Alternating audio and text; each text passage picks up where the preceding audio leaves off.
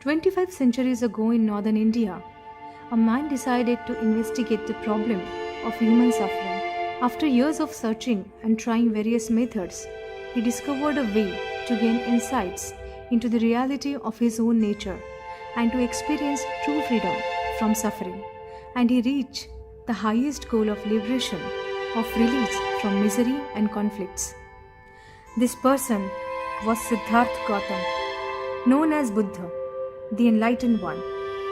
He wandered place to place and devoted rest of his life to helping others do as he has done, showing people the path of liberation. Let's see the Wanderer's Last Journey, महान श्रमण की अंतिम चारिका। गौतम बुद्ध ने अपने अंतिम चरण उनके धम्म प्रचार केंद्र का दौरा किया। ऐसे केंद्रों में प्रधान थे श्रावस्ती और राजगृह। वे स्वयं धर्म प्रचारक के रूप में आजीवन कार्य करते रहे। वे लगभग 75 बार श्रावस्ती पहुंचे और लगभग 24 बार राजगृह। इसके अलावा वे उकट्ठा, नादिका, साला, अस्सपुर, घोषिताराम, नालंदा, आपण एवं एतुमा पधारे थे। मोटे तौर पर यह कहा जा सकता है कि उन्होंने संपूर्ण उत्तर भारत की यात्रा पैदल ही तय की थी।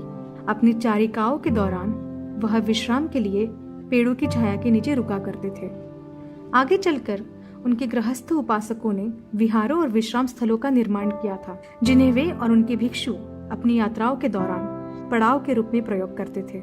जिनके मन में संदेह थे उनके संदेह मिटाते हुए, जो विरोधी थे उनके तर्कों का उत्तर देते हुए, जो बच्चों की तरह उनका विश्वास रखते थे उन्हें सच्चा मार्ग दिखाते हुए तथागत एक जगह से दूसरे जगह, एक गांव से दूसरे गांव विचरते थे। अपनी मृत्यु से पहले माता महाप्रजापति और पत्नी यशोधरा तथागत से मिली। महाप्रजापति ने उनकी पूजा की और उनका आधार बल किया, क्योंकि महाप्रजापति का आध्यात्मिक जन्म बुद्ध द्वारा हुआ था। पत्नी यशोधरा ने अपनी कृतज्ञता प्रकट की, क्योंकि तथागत ही उनके पथ प्रदर्शक थे और उन्हें शक्ति प्रदान की थी।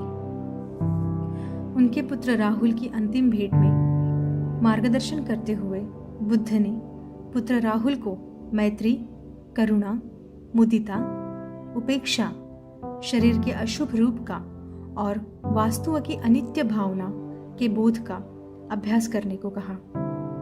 अपनी अंतिम चारिका में वैशाली से विदाई लेकर तथागत पावा गए। पावा में तथागत चुंद नामक एक सुनार के आश्रम में ठहरे। वहां चुंद के निवास स्थान पर उनके द्वारा तैयार भोजन ग्रहण किया और चुंद को धम्म पर प्रवचन दिया। चुंद द्वारा दिया गया भोजन तथागत को अनुकूल नहीं पड़ा। उन्हें गंभीर रोग ने जकड़ लिया, किंतु तथागत ने स्मृति संप्रजन्य के साथ उसे बिना किसी शिकायत से सहन किया। थोड़ा कुछ स्वास्थ्य सुधरने पर तथागत आनंद और भिक्षु संघ सहित पावा से आगे कुसिनारा बढ़ गए। परंतु उस यात्रा में तथागत को थकान महसूस हुई और वह काफी दुर्बल हो चुके थे। उनके अंतिम चरण में संघगण धम्म शासन के लिए एक संरक्षक नियुक्त करने की आवश्यकता का निवेदन किया गया। तब तथागत ने कहा, मेरी मृत्यु के पश्चात संघ में धम्म के विवाद खड़े हो सकते हैं, लेकिन यह विवाद कोई एक तानाशाह डिक्टेटर द्वारा नहीं सुलझाए जा सकते। विवादों को सुलझाने का तरीका संघ के बहुमत की सहमति है, न कि एक उत्तराधिकारी की नियुक्ति। तथागत गौतम के महापरिनिर्वाण के दिन उन्होंने सुभद्र को अंतिम धम्म दीक्षा दी। तथागत ने भिक्षुओं को अपने अंतिम वचन में कहा, आओ भिक्षुओं, मैं तुम्हें यह पुनः स्मरण कराता हूँ। सभी संस्कार अनित्य हैं। अप्रमादक पूर्वक अपने लक्ष्य की प्राप्ति में लगे रहो। अपनी मृत्यु के समीप तथागत ने अपने प्रियतम साथी आनंद की प्रशंसा की और उन्हें कहा, मेरी मृत्यु पश्चात ये विश्वास न फैलने देना कि उनका महापरिनिर्वाण चुंद द्वारा दिए गए भोजन से हुआ है। और दूसरी बात, कुसिनारा के मल्लों को सूचित कर दो कि रात्रि के अंतिम प्रहर में उनका महापरिनिर्वाण होगा। वह वैशाख पूर्णिमा की मध्य रात्रि थी जब तथागत ने अपनी अंतिम सांसों को ग्रहण किया था। उनके महापरिनिर्वाण का वर्ष ईसा पूर्व 483 था। यहाँ आपने देखी वांडरर्स लास्ट जर्नी, यानी महान श्रमण की अंतिम चारिका। आइए अब जानते हैं बोधिसत्व डॉक्टर बाबा साहेब आम्बेडकर का अंतिम भ्रमण। क्या डॉक्टर बाबा साहेब अपनी गुरु बुद्ध की राह पर चलकर मानव कल्याण कर पाए? कैसे रहा डॉक्टर आम्बेडकर का आखिरी दौरा? डॉक्टर बाबा साहेब आम्बेडकर का नागपुर में लाखों अनुयायियों के साथ 14 अक्टूबर 1956 को बुद्ध धम्म की दीक्षा लेना एक ऐतिहासिक क्षण था। बाबा साहब ने अपनी अंतिम सांसें 6 दिसंबर 1956 को ली, लेकिन उनकी मृत्यु पूर्व 15 से 20 दिनों में उन्होंने बुद्ध के पवित्र स्थलों की यात्रा की, जिनमें शामिल है लुम्बिनी, सिद्धार्थ गौतम की जन्मभूमि, बोधगया जहाँ सिद्धार्थ प्रबुद्ध हुए, सारनाथ जहाँ बुद्ध ने 5 भिक्षुओं को अपना पहला प्रवचन दिया, और कुशीनगर जहाँ बुद्ध का महापरिनिर्वाण हुआ। आइए बाबा साहब की इस अंतिम बुद्ध प्रचार यात्रा का विवरण करते हैं।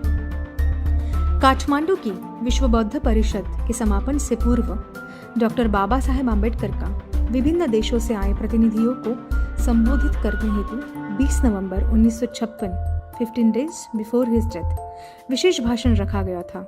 भाषण नेपाल के वैभवशाली राज दरबार में था। ये भाषण बुद्ध या कार्ल मार्क्स इस विषय पर था। तब बाबा साहब ने बौद्ध धर्म के प्रचार में ये बात रखी थी कि साम्यवाद की जीवन प्रणाली से बेहतर बौद्ध धर्म द्वारा बताई गई जीवन शैली है। ऐसी प्रशंसा जब तक बौद्ध राष्ट्र की युवा पीढ़ी नहीं करती, तब तक ये नहीं कहा जा सकता कि बौद्ध धर्म का एक भविष्य उज्जवल है। जिनका बौद्ध धर्म पर दृढ़ विश्वास है, उन्हें युवा पीढ़ी को बौद्ध धर्म की महत्ता के बारे में यकीन दिलाना होगा। दिनांक 24 नवंबर 1956 में बाबा साहब का सारनाथ में आगमन हुआ। वहां भिक्षुओं से चर्चा करते समय बाबा साहब ने मुख्यतः इस बात पर जोर दिया कि हर रविवार के दिन हर बौद्ध को नियमित रूप से बुद्ध विहार में जाकर उपदेश ग्रहण करना चाहिए। वहां बुद्ध धम्म का प्रचार प्रसार करते हुए ये बात रखी कि बौद्ध धर्म की शुरुआत पक्की बुनियाद पर हुई है। ये मानव धर्म है। इस धम्म के अलावा मानव के कल्याण का कोई दूसरा मार्ग नहीं है। दिनांक 25 नवंबर 1956 के दिन सुबह डॉक्टर बाबा साहेब आम्बेडकर ने काशी विश्वविद्यालय की विद्यार्थी परिषद का उद्घाटन किया और लोगों को संबोधित करते हुए कहा कि बौद्ध धर्म हिंदू धर्म की शाखा है। यह एक भ्रामक प्रचार है। ऐसा कहना एक षड्यंत्र और छल कपट है। इस उपदेश में भी बाबा साहब ने बुद्ध धम्म का प्रचार और प्रसार किया। उसी दिन 25 नवंबर 1956 की शाम को बाबा साहब ने महाबोधि सभा को बुद्ध विहार के प्रांगण में संबोधित किया। यह विहार धम्मिक स्तूप, जहां 5 भिक्षुओं ने भगवान बुद्ध द्वारा पहला उपदेश ग्रहण कर धम्मचक्र प्रवर्तन किया था। बाबा साहेब के बारे में बताते हुए भिक्षु धम्म रक्षित ने कहा, बौद्ध देशों में एक श्रद्धामयी धारणा प्रचलित है कि बुद्ध के महापरिनिर्वाण के बाद 2500 सालों के बाद भारत में बौद्ध धर्म का पुनरुत्थान होने वाला है। मेरी श्रद्धा ये है कि जो बोधिसत्व यह काम पूरा करेगा, वो आज हमारे बीच डॉक्टर बाबा साहब के रूप में उपस्थित है।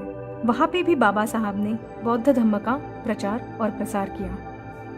बाबा साहेब अपने अंतिम दिनों में अपने गुरु भगवान बुद्ध की तरह बौद्ध धर्म के प्रचार और प्रसार में जुड़े रहे। दीवा तपति आदिच्यो रति आभाति चंदिमा सनद्धो खत्तियो तपति झाई तपति ब्राह्मणो अथ सब महोरत्ति बुद्धो तपति तेजसा।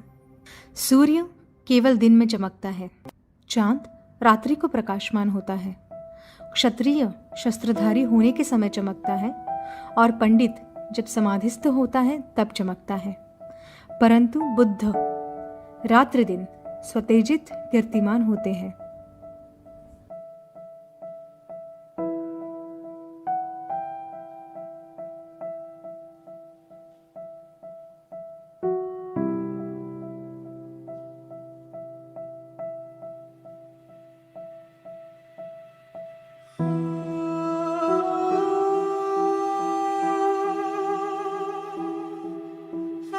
है।